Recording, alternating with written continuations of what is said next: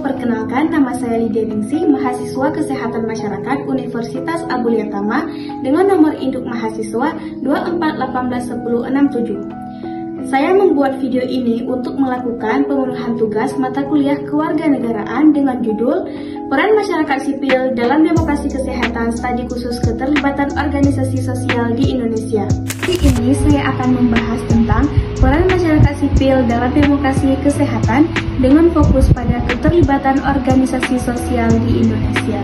Kesehatan adalah hak dasar setiap orang, tapi dalam kenyataannya masih banyak masyarakat yang belum mendapatkan fasilitas dan layanan kesehatan yang adil dan berkualitas. Karena itu, pentingnya bagi masyarakat untuk tidak hanya menjadi penerima layanan, tapi ikut terlibat dalam proses pengambilan keputusan terkait kebijakan kesehatan. Peran utama masyarakat sipil dalam demokrasi kesehatan. Yang pertama, mendorong partisipasi masyarakat. Masyarakat sipil mendorong warga untuk ikut serta dalam pengambilan keputusan terkait kebijakan kesehatan seperti BPJS dan JKN. Yang kedua, organisasi seperti Yayasan Lembaga Bantuan Hukum Indonesia dan Wahana Lingkungan Hidup Indonesia mengawasi agar kebijakan kesehatan berjalan adil dan transparan. Yang ketiga, meningkatkan akses kesehatan. Mereka memperjuangkan akses kesehatan yang lebih baik untuk kelompok rentan, seperti yang dilakukan oleh Perkumpulan Keluarga Berencana Indonesia dalam kesehatan reproduksi. Yang keempat, edukasi kesehatan. Organisasi sosial memberikan edukasi kesehatan agar masyarakat paham hak layanan yang tersedia. Yang kelima, membantu kelompok rentan. Mereka memastikan kelompok rentan seperti perempuan dan anak-anak mendapatkan layanan kesehatan yang layak. Saya akan menjelaskan tujuan utama dari kajian ini adalah untuk memahami peran organisasi sosial dalam pengambilan kebijakan kesehatan di Indonesia. Secara lebih spesifik, tujuan penelitian ini adalah untuk mengidentifikasi bentuk keterlibatan organisasi sosial dalam proses pengambilan kebijakan, serta untuk mengeksplorasi dampaknya terhadap demokrasi kesehatan di Indonesia.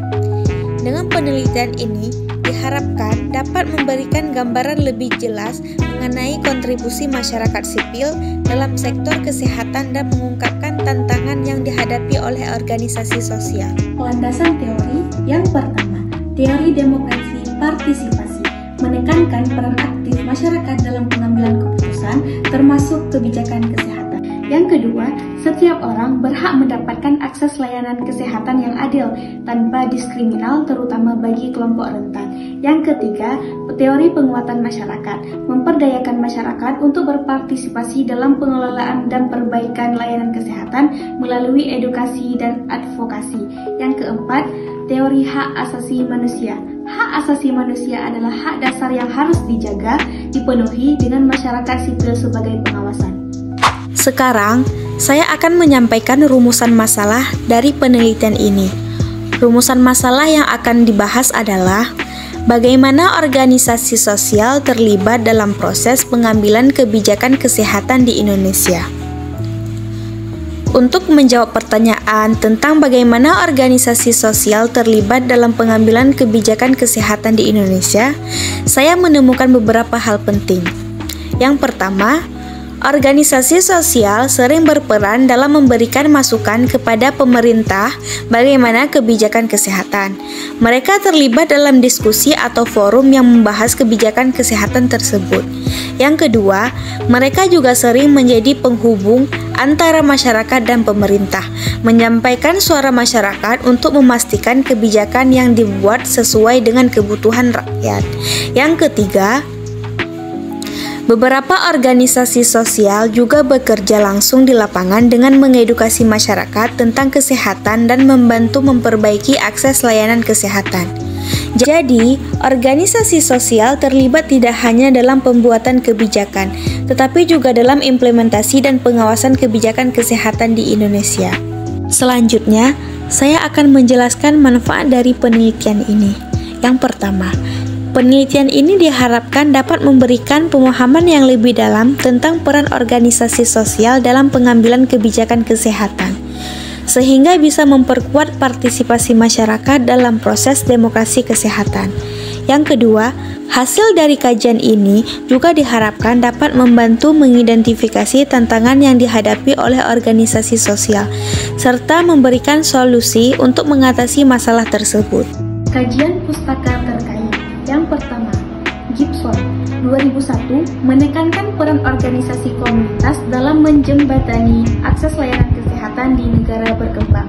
Yang kedua, ada WHO menyebutkan partisipasi masyarakat penting untuk sistem kesehatan yang adil dan efektif. Yang ketiga, UNICEF 2020 menyoroti peran forum warga dalam mengidentifikasi kebutuhan kesehatan ibu dan anak di desa-desa di Indonesia.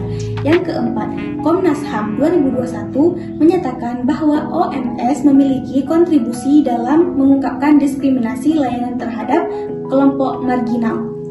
Di kesimpulannya, masyarakat sipil itu punya peran penting dalam dunia kesehatan lewat organisasi sosial, memberikan bantuan pengawasan, kebijakan, kasih edukasi, dan bantu orang-orang yang kesulitan dalam mendapatkan layanan kesehatan.